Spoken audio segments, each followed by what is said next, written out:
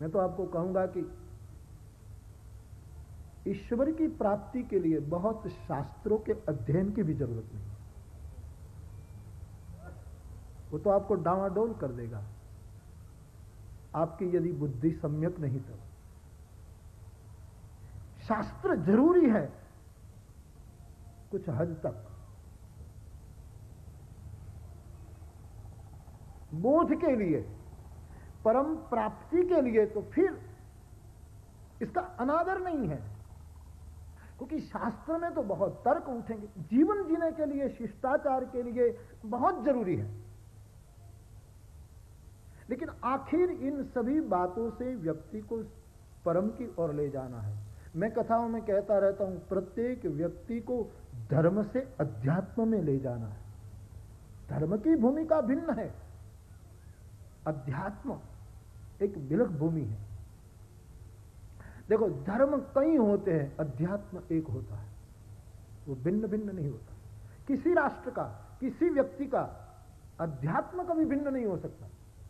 धर्म भिन्न हो सकते हैं, जैन धर्म हो, ईसाई हो, इस्लाम हो, हिंदू धर्म हो, सनातन धर्म, कई हो सकते, अध्यात्म कभी विभिन्न नहीं हो सकता, भिन्न भिन्न नहीं हो सकता। कथा इसीलिए है कि व्यक्ति को धीरे धीरे धीरे धर्म से अध्यात्म में स्थित करना, और इस अध्यात्म को भक्ति मार्ग के शब्दों में यदि कहे तो व्यक्ति को धर्म से धीरे धीरे ऊपर उठा करके भगवान श्री कृष्ण के चरणों में स्थिर कर। सर्वधर्मान परित्यज्य मामेकम शरणम व्रज। ये भगवान कृष्ण की जो सनातन घोषणा है वो ये है कि तू अब धर्म से निकलकर अध्यात्म में निवास कर। परमात्मा की शरण, भगवान के चरण, भक्ति मार्ग में अध्यात्म है, प्रेम मार्ग में वो अध्यात्म स्थिति है। तो कुछ बातें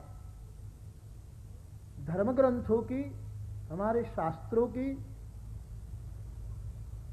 जीवन है तो ठीक से व्यवहार भी करना पड़ेगा, ठीक से जीना पड़ेगा, ठीक से खाना पड़ेगा, क्या खाना न खाना इनका विचार, वो सब शास्त्रों ने बहुत सुंदर ढंग से बताया। लेकिन अंत तक यदि सम्यक बुद्धि नहीं तो आप उलझ सकते हैं। इसलिए नरसिंह मेहता ने कहा, ग्रंथ गड़बड़ करी वात न करी खरी। इस शास्त्र का अनादर नहीं था, इस सही अनुभूति थी।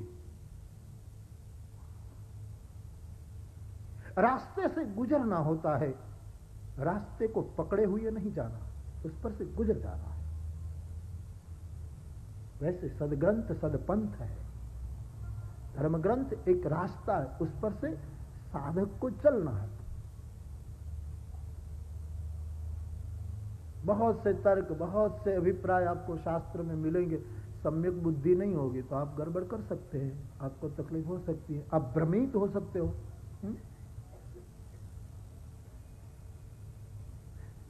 भगवान राम के जीवन में एक कथा आती है कि वो वन में जा रहे थे तो रास्ते में गौतम मुनि मिल गए, और गौतम न्याय दर्शन के ऋषि हैं। तो भगवान राम को जब पूछा गौतम ने, क्योंकि भगवान की तो हर कल्प की कथा बिलग बिलग है ना, तो एक कल्प की ये कथा है कि महर्षि गौतम मिले उसको। तो भगवान को पूछा कि राजकुमार होकर ये वलकल पहनकर आप कहां जा रहे हैं, ये सब क्या है, अब तो राजकुमार है। तो भगवान ने कहा, मैं वन में जा रहा हूं। तो वो न्याय दर्शन का ये शास्त्र, बिलग बिलग ढंग के ऋषि हैं, अपने अपने दर्शन में सब पक्के हैं, सफल है। तो उसने कहा, वन में जाने को आपको पिता ने कहा है तो जंगलों में जाने की जरूरत नहीं है। वन की व्याख्या तो शास्त्र में यह है, वृक्ष समूहम वनम, जहां ज्यादा वृक्ष हो वहीं रहना वनवास है। तो आपके अयोध्या में तो कई उपवन है, बगीचे हैं, एक बगीचे में रह जाओ। तो ये तर्क है, न्याय ऐसा तर्क करेगा, इससे जीवन के मूल्यों की प्राप्ति ठीक से गड़बड़ भी हो सकती है। यदि राम इसी बात को समझकर लौट जाते तो हो सकता था राम कथा की पारायण बंद हो जाती। तर्क भी ठीक है।